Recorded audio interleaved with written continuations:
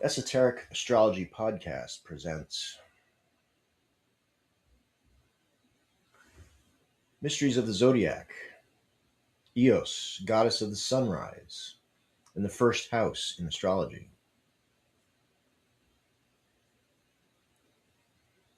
Astrology has a context problem. There is a robust body of Greek mythology which is generally considered separate and unrelated to the Hellenistic astrological tradition. Strangely, the connection between the larger body of mythology and the narrative story of the zodiac has barely been investigated. This mythology holds a cipher to another layer of mythological content. It literally unlocks the zodiac's true meanings. The horoscopic tradition has turned the focus onto reading charts. This is understandable, but has completely occluded the root stories embedded in the zodiac.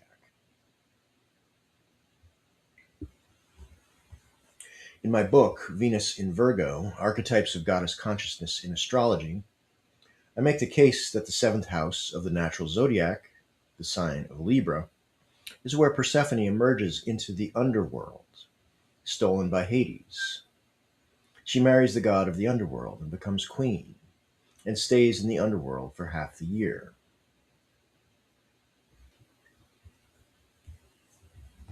Most people are familiar with the basic plot of the Homeric hymn to Demeter, in which the flawlessly beautiful young virgin Persephone is abducted into the underworld by the brother of Zeus, Hades. The Persephone story is describing the annual end of the fertile growing season. Persephone is metaphorically leaving the world of fertile agricultural growth and entering an underworld. Just as the life force itself goes underground every year as the sun moves towards the south, the days get shorter and the air becomes colder. Hades then marries young Persephone. She becomes the queen of the underworld.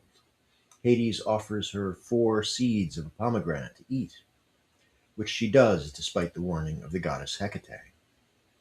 By eating the seeds, she enters into a contract which binds her to remain in the underworld for half of each year. The 4 seeds represent the 4 seasons. The union of Hades and Persephone gives birth to the 4 seasons of the year.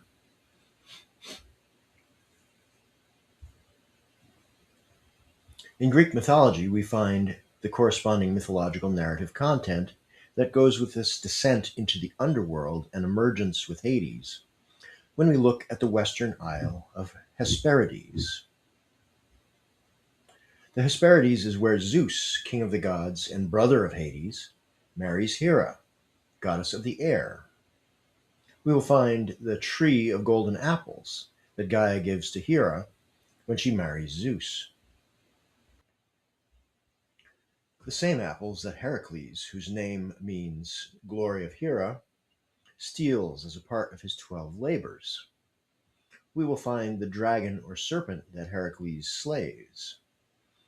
This is what I have cryptically linked to the 7th house.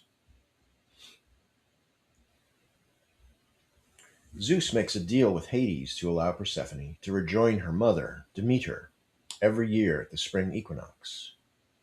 Persephone reemerges into the underworld to be with her mother. What may surprise some people is that there is a mythological abduction trope that mirrors the abduction story of Persephone into the underworld. This inverted story surrounds the sunrise. Who is EOS? Today I will briefly deal with the sunrise, the first house, and some of the root ideas we need to know.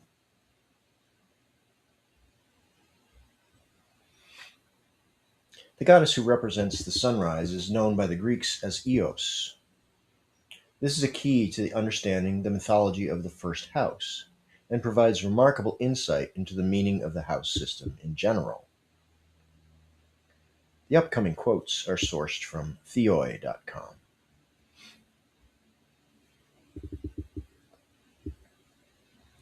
Eos, whom Aphrodite tormented with constant passion as punishment for sleeping with Ares, fell in love with Orion and took him off with her to Delos. Pseudo Apollodorus, Bibliotheca 1.7, translated by Aldrich. Quote, now Eos, in love with Tithonus, kidnapped him and took him to Ethiopia, and there, after intercourse with him, she gave birth to sons, Emathion and Memnon. From Pseudo Apollodorus, Bibliotheca 3, 147, translated by Aldrich. And to Cephalus, she, Eos, bare a splendid son, strong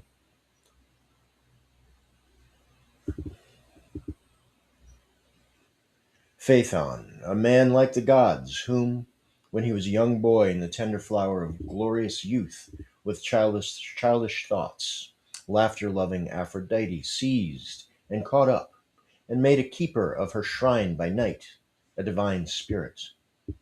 From Hesiod, Theogony 984 FF, translated by Evelyn White.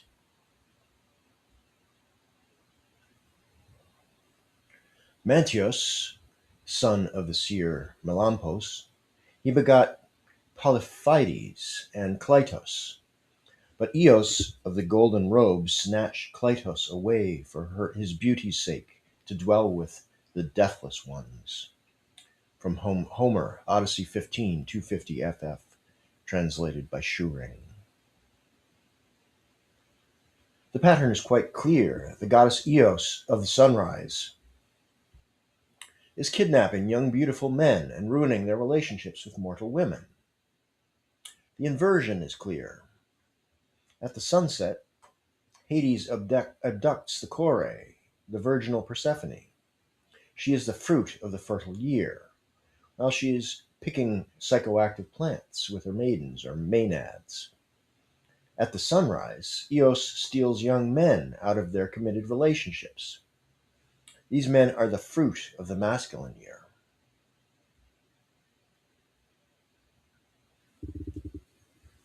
Returning to our basic house structure, the seventh house, which is metaphorically the sunset, is where Persephone enters the underworld in our natural zodiac.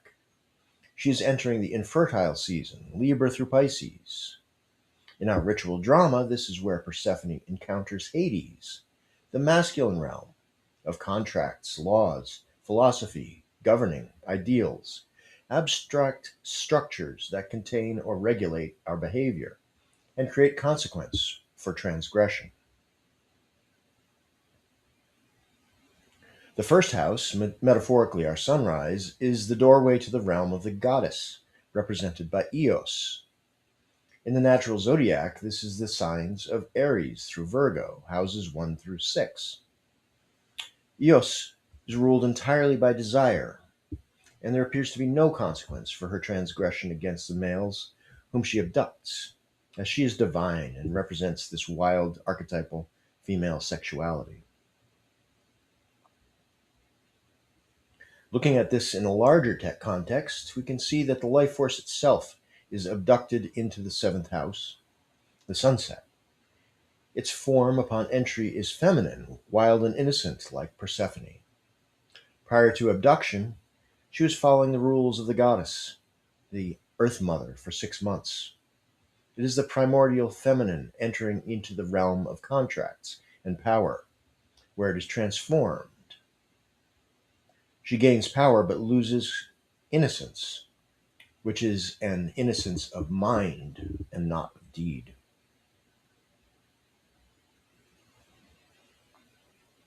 The life force enters the first house, the sunrise, in a masculinized way.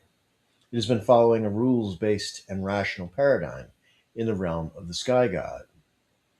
The life force here is depicted as a male in the form of Cephalus or Cephalus, Orion, Tithonus, and Cleitos et al., who are all abducted by a goddess who is ruled by libido, destroying the contracts and agreements made in the masculine world.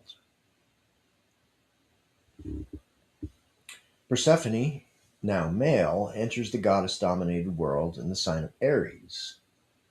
The sun is exalted in the form of EOS. She is rising as the rising god, played by Mars in our ritual drama, the ruler of Aries. Hades, played by Saturn in the ritual drama of the Zodiac, brought Persephone into the underworld in Libra and entered her into a contractual agreement, marriage. Mars in Aries, by contrast, is not the marrying type. Saturn is in fall in Aries. His contracts are now irrelevant. As for Venus, who plays the role of Persephone in our ritual drama, she is in exile or in detriment in Aries, according to traditional astrology. She is masculinized, she is inverted in a manner of speaking in Aries, with an extroverted and more masculine libido. Recalling the story of Cephalus, Aphrodite makes him a priest of her nocturnal temple. He has been seized and caught up, made a tender of a shrine to this goddess worship religion, abducted from a state of innocence. Cephalus means head. Aries is traditionally associated with the head, the ram's horns, and it is the head sign of the natural zodiac. Just as Persephone has been abducted into a foreign underworld and cornered into an agreement that she did not understand, these young men are brought into a divine world of goddess religion. This is quite literally the night sect, a female-dominated and seemingly lawless place of goddess rule. Perhaps not a matriarchy, but a religion built around her that takes unwitting men into its fold. This should make it clear that the Greeks knew exactly what they were talking about, and this mythology should be taken seriously as a basis for the doctrine of sect, the foundational concept of astrology.